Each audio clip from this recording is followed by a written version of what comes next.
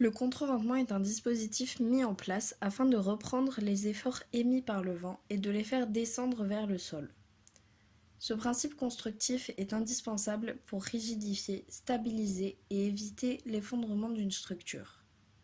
Comme nous le voyons sur les images, que ce soit sur un plan bidimensionnel avec un portique ou encore un plan tridimensionnel avec un cube, l'ensemble n'est pas stable car la structure n'est pas complète. Cependant, si nous ajoutons un ou des éléments de contreventement, l'ensemble de la structure se rigidifie et empêche tout déplacement latéral de la structure. Il existe différents types de contreventement.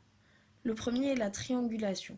Dans ce cas, nous pouvons utiliser des treillis en N, en K ou encore en V, des croix de Saint-André en câble ou un contreventement par bielle.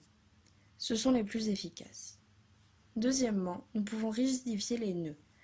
D'une première façon en disposant des équerres aux angles entre les poteaux et les poutres. La seconde façon est l'encastrement de la poutre avec le poteau.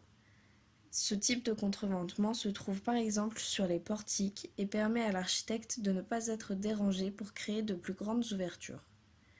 Dernièrement, il existe le contreventement par remplissage, autrement dit stabilité par voile. Il s'agit d'un mur composé d'une diagonale fictive qui sert de contreventement. C'est la bielle de compression. Pour finir, chaque type de contreventement possède des avantages et des inconvénients qui ne sont pas négligeables. Le choix de la structure et du contreventement est donc dépendant du projet et du site exploité.